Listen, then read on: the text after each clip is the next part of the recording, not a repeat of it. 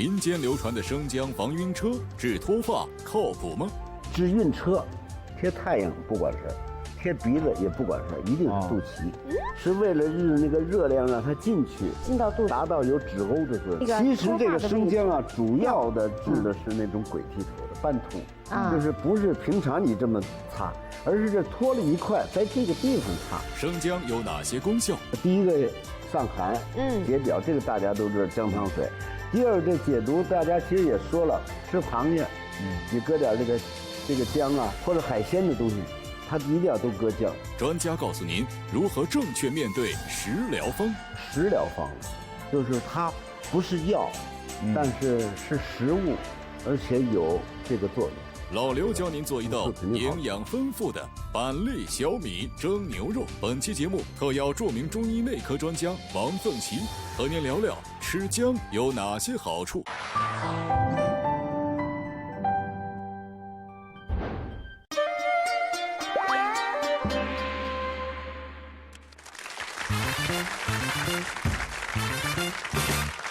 欢迎收看由鲁花花生油独家冠名播出的饮食养生会，同时要感谢申龙米汁清酒对本节目的大力支持。在生活当中有很多食材是我们根本没有办法离开的，像姜啊、葱啊、蒜啊这些等等等等。那么我们对这些食材、对这些调味料有多少了解呢？也许你认为你了解得很充分，也许我们只是知其然不知其所以然，或者仅仅是一知半解。那么今天我们就邀请中医内科专家王凤岐先生给我们讲一讲姜，有请。王凤岐，著名中医内科专家、主任医师、教授，国医泰斗秦伯卫遗传弟子。本期爱问团的嘉宾有湖北卫视主持人胖胖、著名主持人张悦、主持人赵晨。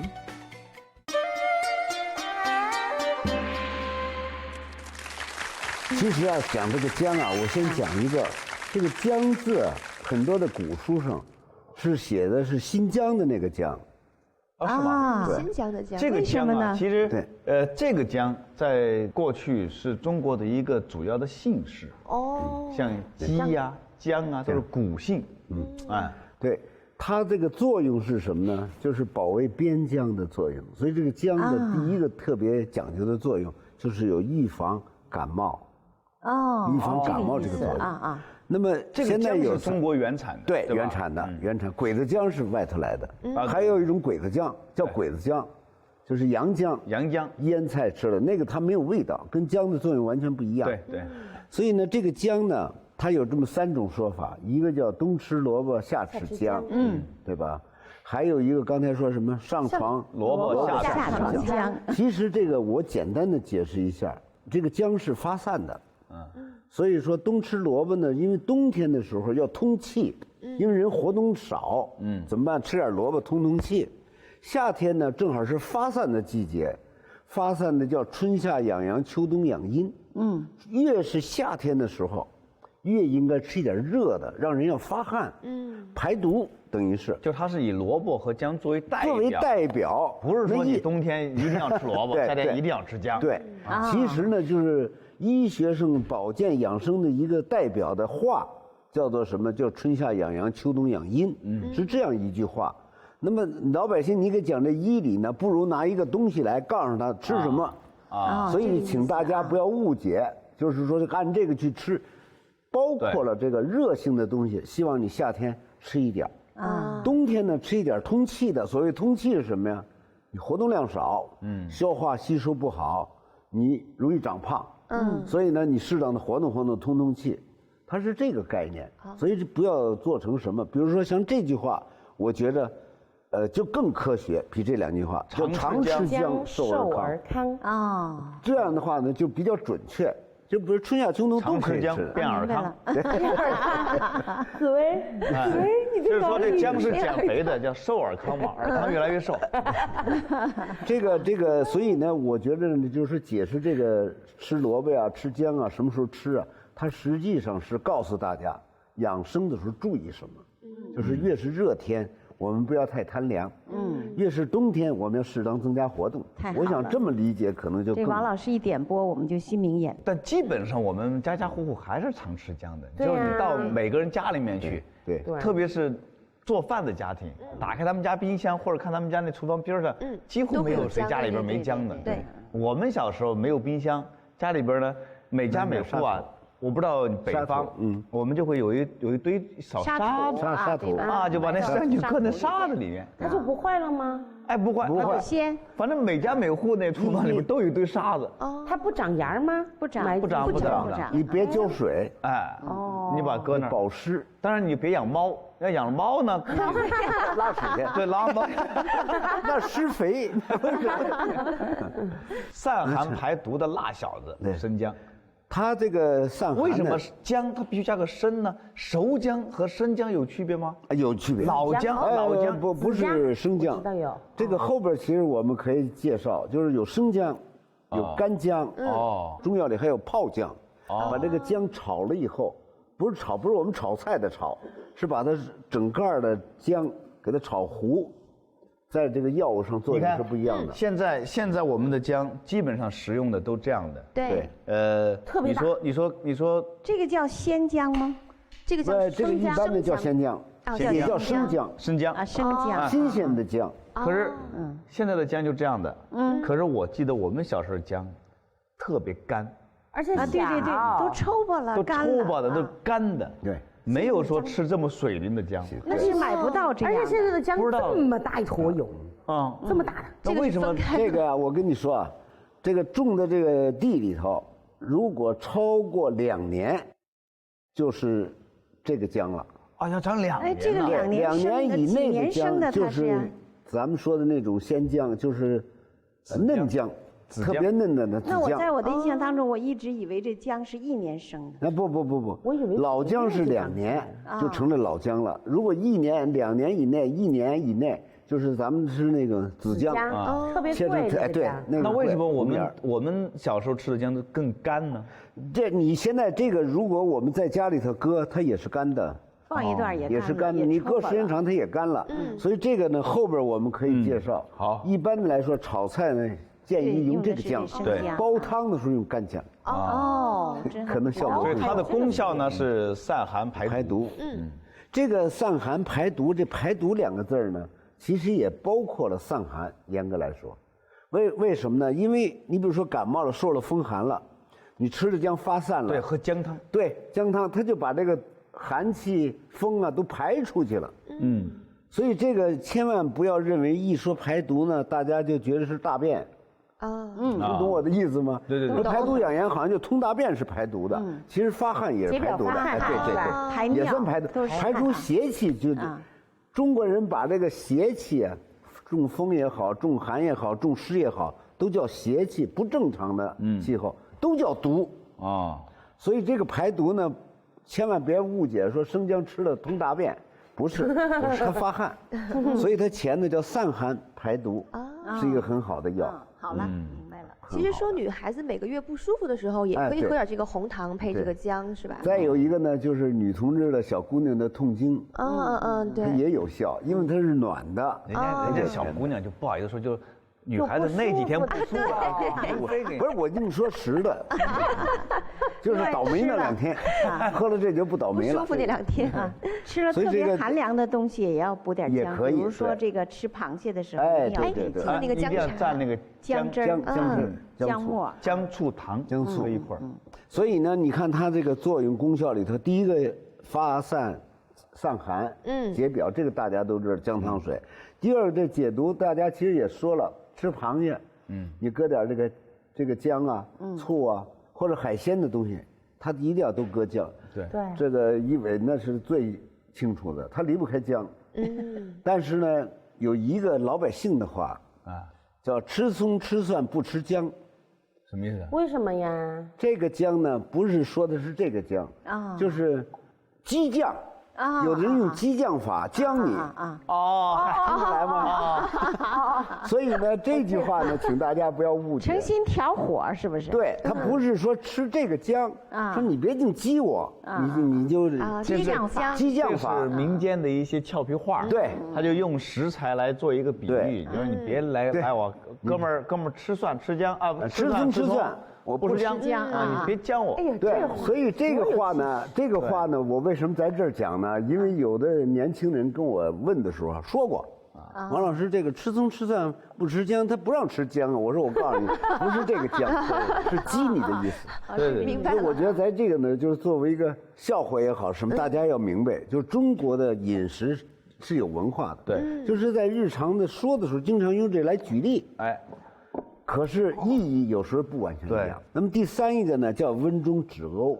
温中止呕的意思，这其实大家都知道，就有的时候，比如说恶心呐、呕吐啊，后边我们还可以介绍大家一些办法怎么用。它的作用呢，就是有这止呕的作用。还有止呕吐的作用。对，这就是说止呕吐的时候，我就想，比如说我们晕车了，对，那是贴片姜在肚脐那儿吗？不是，那他刚才止呕那个和那个晕车那个呕是一回事吗？就是它这个作用。还有人含片姜，那是吃它吗？闻一闻都很舒服。那如果我晕车的时候，我是吃了它，还是要贴在太阳穴？一会儿咱们后边那个题板上写的更仔细点。但是他肯定不会说你晕车，你弄片姜贴车上是不行。是吧？对，王老师贴车上是绝对不成。对，再一个你贴鼻子上也不行，它这有地方，那个地方我们后边再讲。那最后一个呢，它还有一个作用就是抗衰老。这有点扯吧？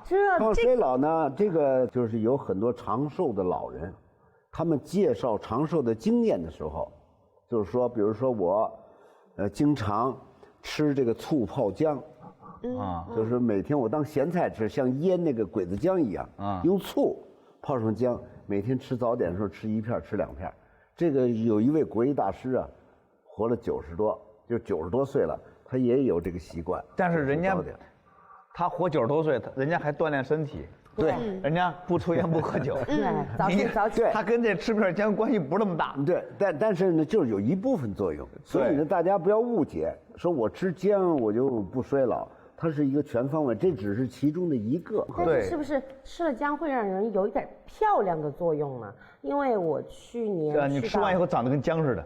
我去年还得是先讲湖南，去到吉首那边凤凰，我看到他们的特产就是什么呢？就是姜糖。我问他们，你们只是为了应付游客而所生产的一种东西呢？他说不是，他们从小就吃那个东西吃到大，而且那边姑娘就挺漂亮的。什么叫凤凰吉首那一带？成都我们从小都吃姜糖，也吃呀。姜糖从来没有纸给包起来，都是散装卖的，一条一条的，里边就有浓浓的姜味儿。其实这个发散的东西啊，包括什么辣椒发散的东西，严格来说都有美容的作用。为什么呀？它这个发散的老滋润你，让那个水分滋润你的皮肤。对，当然你不能过了以后它就上火了。你清淡的吃呢，它老保持这种微微的汗出，所以脸上。怪不得皮肤这么好，从来不化妆。所以你看这个四川的姑娘与这个湖南的姑娘，凡是吃辣椒的地方，川妹子、辣妹子都特漂亮。但是我们如果不是那个地方的人，我们吃呢，就长痘了，你就长痘了。所以我们呢可以吃，但是要小量的。生姜具有解表散寒、解毒、温中止呕的功效。生姜具有发散的作用，在夏天吃点姜可以起到发汗、达到排毒的效果。在感冒受到风寒的时候，适量的吃些姜或喝点姜汤，则可以帮助将体内的寒气散出去。包括女孩子在痛经的时候，来点红糖生姜水，可以帮助缓解痛经。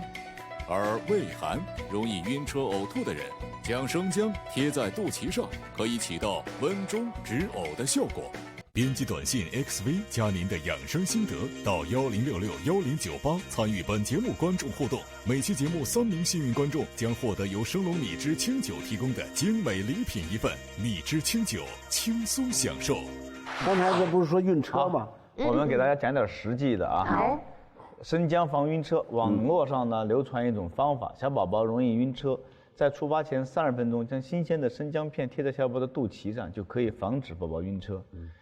这管用吗？这个其实大人晕车也就有，因为很早就有，比如贴一片姜，贴在肚脐上。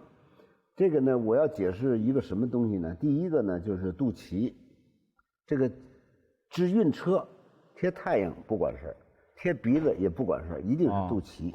不是闻那个味儿吗？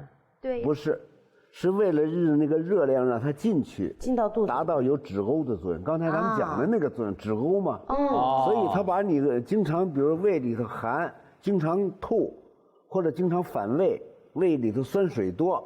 再一个不敢吃凉的，老想吃热的，那么这种人你不晕车，你贴个姜也起作用。我明白了，生姜不是防晕车，是防你晕了以后吐。对，就你可能不舒服还不舒服。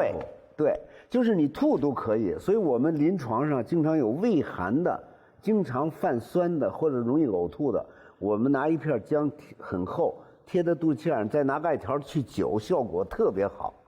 就拿那个艾条再烤。那么根据这个办法呢，就是说晕车也贴这个，但是这一条呢是网上传的，但是我有一个自己的看法。第一，小孩不宜用姜来直接接触皮肤。对，烧了，大人没问题啊。我以前坐飞机，我们那晕车的就见他们贴姜的。另外一个呢，就是还有一个办法呢，就是切一片姜。有的人是把姜切碎，拿纱布包上。纱布包上，你这竟是高手，你这不早说。那他换位置说了，就是说你给它切碎了以后，你拿纱布包上，完了你把这个纱布袋搁在肚子上，再贴上点儿，也是很好的。生姜防脱发。我觉得这题目就错了。对，民间根本就没有说生姜防脱发的，叫生姜能长发。比如你这掉了头发，生发，抹点抹哒，没事儿。哎，你说谁没事儿？像王老师那么好一头头发，他没事拿姜的，他抹哪儿啊？像我有时候掉头发，他们就告诉我拿姜擦，对。就可以。实际他说的对的，那就专门指的那个鬼剃头、斑秃，是指擦到那个。其实这个生姜啊，主要的治的是那种鬼剃头的斑秃，就是不是平常你这么擦，而是这脱了一块，在这个地方擦，指这个效果好。它就会重新生长出来新的头发。头发稀啊，头发什么的不行。但是那王老师知道，我就有一段时间掉头发。那你用过吗？我看现在好多了。没觉得有多管用，但是没有坚持用，可能就没坚持。不是这个。那你现在不也没了吗？他现在自己长出来的。我就不理他，说你不是想跟我斗吗？我不理你，我斑秃，我觉得这样好看。晾着它晒。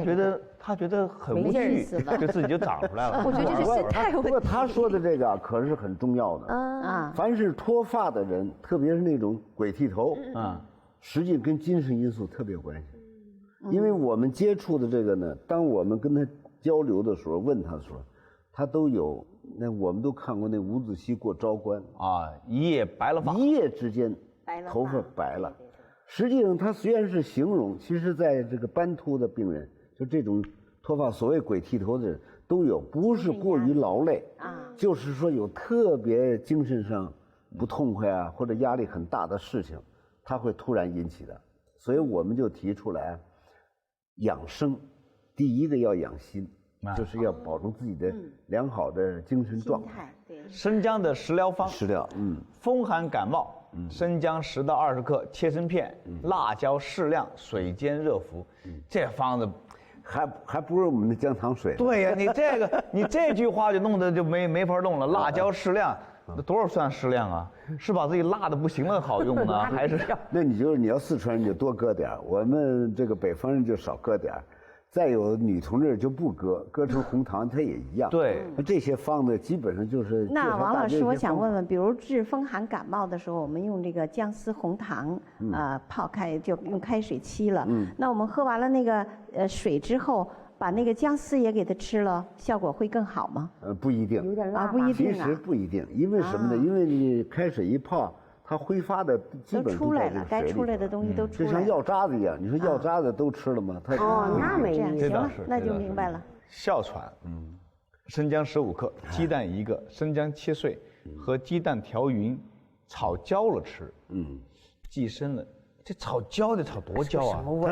它是这样的，这个方呢治疗哮喘，首先我们在看这个食疗方子的时候，一定要别忘了姜的总的性质，就是温热性的，所以这个哮喘一定是虚寒性的，就是比较虚寒的，时间比较长的，年龄比较大的，所以呢用姜才合适。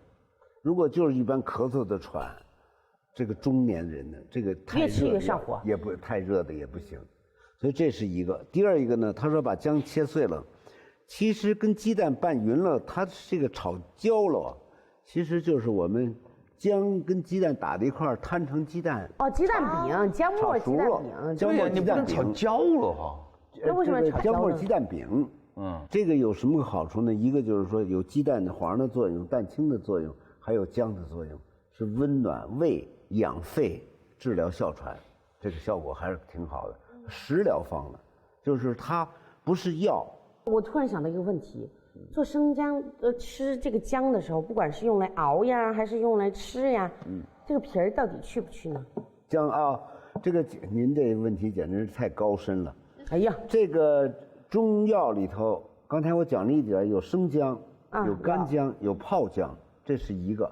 第二一个就是姜皮，姜皮，生姜皮是利水的，就利尿的。我们有一个方子叫五皮饮，其中就有都是5种植物的皮，其中这生姜皮也很重要，它主要的作用是消肿利尿。但是呢，因为我们在吃的时候，不管你怎么吃，你这一块姜嘛，它没有多少皮，对，所以你要想带皮没有问题，带皮都可以，你怎么吃你就蘸着吃啊，是做熟了吃啊，煲汤都可以。但是如果你单独给它拿下来，我讲的这个生姜皮在中药里头，它是这个作用。所以呢，如果脏的厉害，你嫌爱干净，你就扒掉。如果不是那什么搁里头都没事儿。哮喘痰多的呢，就生姜40克到80克，水3碗，煎到1份了，加蜂蜜或者红糖服用，每天2次，这是可以解决痰多的问题。对啊，在这个里头呢，我再加一句什么呢？就是这个糖，这个糖，你比如说蜂蜜，它也是甜的，那么中医说它是润肺的，所以凡是咳嗽的、喘的，都可以适当加一点蜂蜜，就是不管什么药。那么第二一个呢，这个红糖呢，你比如红糖、白糖、冰糖又不一样。那么这个红糖呢，就是去寒的，去痰的，去寒的。所以这个当你加这个东西的时候，你比如白糖，它就是清火的、去火的；你要冰糖，它就是润肺的。所以我不同的咳嗽要选择不同的糖。哎，对，是这个意思，对，就是这个意思。所有糖搁一块儿。对，这个就是包治百病，就是搁在一块儿。你比如说，不一定说这个它是加蜂蜜或者红糖，加蜂蜜或者白糖，对，或者白糖，或者冰糖，或者冰糖。还有恶心呕吐呢，用生姜、橘皮各10克，水煎后2次服用啊。这个就这个食疗方子的意思是什么呀？就是介绍大家生姜除了有上边的作用，除了能治病以外，它在我们平常的养生也还这个介绍呢就偏重于好像保健的。对，不是一个做饭单独怎么炒了，对，这个做个参考。它不是药，对，也不是饭，对，它是一个茶饮保健用的食疗方的。好，我们给大家介绍一些小常识啊。第一，平常容易上火、咽喉肿痛的时候要慎用生姜，因为它是热的，对，这个大家应该知道。二，生姜和干姜是不能替换的，生姜发散力强，有发汗的作用，干姜发散力的作用就不大。就是说你要想发散，就得这个。对。你要做菜可以用干姜，对。但你说要做汤，你要是淋了雨了，想来点那个生姜水，得用这个。这个干姜干什么呢？干姜是温胃的，就是说我们在药里头，大夫写的是生姜，很多都是干姜。就是把这新鲜的姜晾干了，它再熬，跟你那煲汤一个道理。对，夜不食姜，秋不食姜。这就是刚才咱们第一个问题讲的这个。但是夜不食姜是对的，谁白天跟吃姜？秋天做菜你还是有姜，不要大量的吃。对，别大量的吃。他的意思还是咱们刚一开始讲的，就是夜里头呢应该是静的，你吃发散的。所以晚上就别吃什么紫姜烧鸭呀，我们那边吃的那个菜啊。夜不是说晚饭，夜里头不是你晚饭。哦，好吧夜里起来谁神经？就是你半夜2点别吃。对啊，半夜2点谁来吃姜啊？所以说下床才姜嘛。王老师是的，说这个肝病患者不宜多吃生姜，是吗？这也是网上的资料。这个是这样的啊就是说肝病患者，因为这个姜是比较发散的，但是第一个，我们治疗肝病的人，我们药方里有姜，啊，那他说所不宜，以说这个肝病有肝病的人不能吃姜，吃姜容易恶化，这句话就这是吧？没根据没有什么根据。这是我明白了们还得讲一讲，就是没有中医和西医的不同。西医是很严格的，你患了感冒就吃感冒药，对患了肝病就吃肝病的药。对，中医呢，它是要这是看整体搭配的搭配比如说现在说有人说中药里面有毒啊，因为毒和药在中国古代是一回事儿。可是他就比如这个方子，他就说这里边有毒，错了，这里边有毒，可是他配了另外一味药解毒的。对，所以有时候他为了治这个病，他可能搁了姜，你没看他那个东西搁了什么。所以单单的从一个药方里面说哦不能够肝病不能够吃姜，他很难去判断。所以有时候呢，网上就把有一些东西把弄一句话出来，绝对化，一句话出来吧就很难说。对，啊，所以呢，我们看网上的东西呢，我觉得理解它那深层的意思、含义就行了。我在这儿呢，我也想多说一个例子。我们讲这个水的成分是 H2O 吗？H2 是氢离子，在空气里就燃烧。O 是氧气，氧气这个地方有氧气就着火，也就是说把一个自然的和助燃的2个元素搁在一块儿是水，水是灭火的。哦，往往效果有的时候。所以意思是什么呢？就是我就刚才解释你说的这个，就是说西医呢，他非常希望这个把它打开，就是你水的成分，氧气就是氧气，氢气就是氢气。那中医呢，往往是除了打开以外，我们能不能合在一起再研究它的新的一个作用？所以很多的药里头，最值钱的药是最值钱的方子，就是我们这些老头们、年轻人都不太注意，就是这个2味药单独的没有这个作用，当它结合了以后，它有一个特殊的作用，这种的组合是最佳的组合。风寒感冒，生姜10至20克，切丝或切片，红糖适量，水煎热服。虚寒性哮喘，生姜15克，鸡蛋1个，生姜切碎，哄鸡蛋调匀，炒熟吃。喘咳痰多，生姜40至80克，水3碗，煎至1/6，加蜂蜜或红糖或白糖温服，每天2次。恶心、呕吐，生姜、橘皮各10克，水煎后2次分服。温馨提示：食疗方不是药，可以帮助缓解症状，但去除病症根本还需去医院问诊。新浪微博的网友金女士，58岁，她说很多人常说烂姜不烂味儿，腐烂的生姜也可以吃。她说这话对吗？这个不对，对呀，哪有说？这个一般的来说没变的，那个是可以说是老年间是这样的，因为姜很珍贵，没钱，烂了舍不得扔，一闻还有那个姜味儿呢，干脆洗洗手烂姜不烂味。好，谢谢王老师，我们给大家做吃的。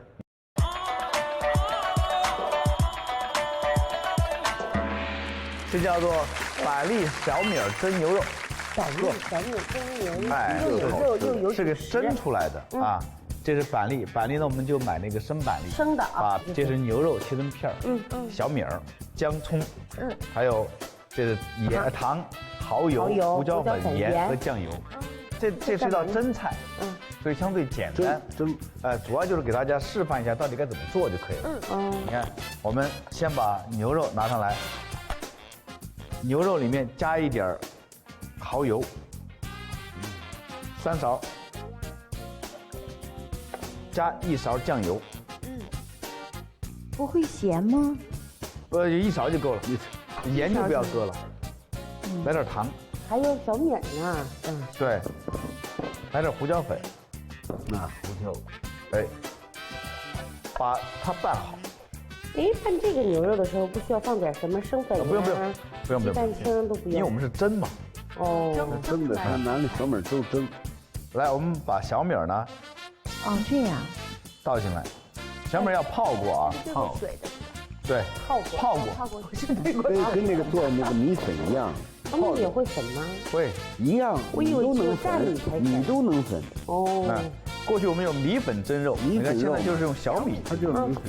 泡了1、2个小时以后，把水控干，让它有姜、葱倒进来啊，泡着。然后呢，板链，板粒打底。啊，这肯定好吃。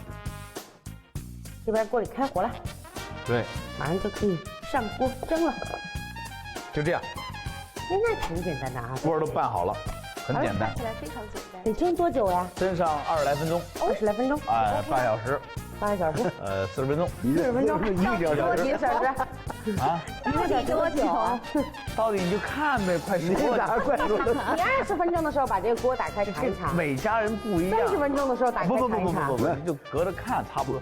这得不能老打。起码牛肉得熟哈。对，一打3不开，再打9不开，30分钟30分钟差不多。好，我们马上蒸熟了再回来。欢迎回到由鲁花花生油冠名播出的饮食养生会。我们把牛肉、小米儿还有板栗搁到锅里面蒸半小时，熟了，把它取出来。哎，哦，哟，等等，他拿着那个夹子。哎，这就是我们给大家推荐的一道新菜啊！大家不妨呢在家里面尝试一下。现在太烫，就不请大家品尝。板栗小米蒸牛肉，食材：板栗、小米、切片的牛肉。调料：姜、葱、糖、蚝油、胡椒粉、盐、酱油。做法：1，在牛肉里加点蚝油、酱油、糖、胡椒粉，搅拌一下。